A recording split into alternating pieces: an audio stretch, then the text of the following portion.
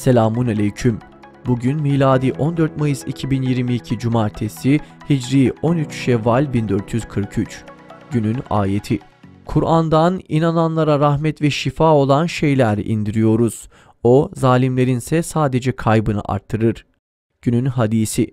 Kişinin malayani şeyleri terki, İslam'ın güzelliğinden ileri gelir. Tarihten haberdar olmak için tarihte bugün neler yaşandı, hep birlikte bakalım.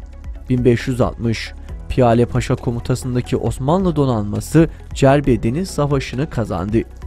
1643, 14. Louis, babası Kral 13. Louis'nin ölümü üzerine daha 4 yaşındayken Fransa tahtına çıktı.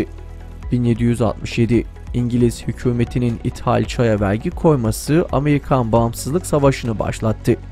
1796, Edward Jenner ilk çiçek aşısını uyguladı.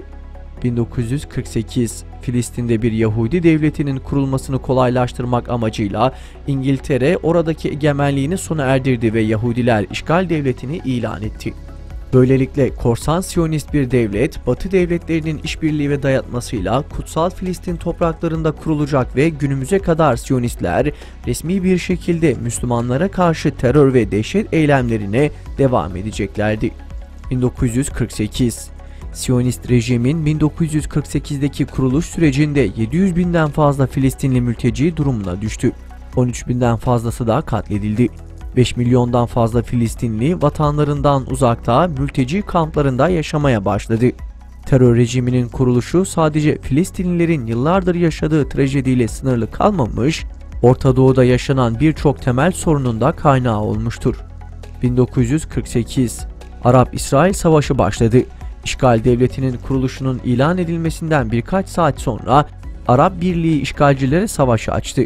Mısır, Ürdün, Suriye ve Irak kuvvetleri 3 yönden saldırıya geçerek önemli ilerlemeler kaydettiler. 1950, milletvekili seçimleri yapıldı. 27 yıllık Cumhuriyet Halk Partisi iktidarı son buldu. Demokrat Parti %53 oyla tek başına iktidara geldi. Türkiye'de tek parti dönemi sona erdi. 1954, meclis toplandı. İstanbul Milletvekili Celal Bayar 486 oyla yeniden Cumhurbaşkanlığına seçildi. Menderes kabineyi kurmakla görevlendirildi. 1974, genel af teklifi mecliste kanunlaştı ve 12 Mart askeri müdahalesi sırasında tutuklananları kapsayan genel af çıktı. 141. ve 142. maddeler kapsam dışı kaldı. 1995, İslami kişiliği ve düşünceleri nedeniyle yurt dışında yaşamak zorunda kalan Cemalettin Kaplan Almanya'da vefat etti. 1997, TSK Kuzey Irak'a yönelik en büyük sınır ötesi harekatını başlattı. 50.000 asker ve köy korucusu Kuzey Irak'a girdi.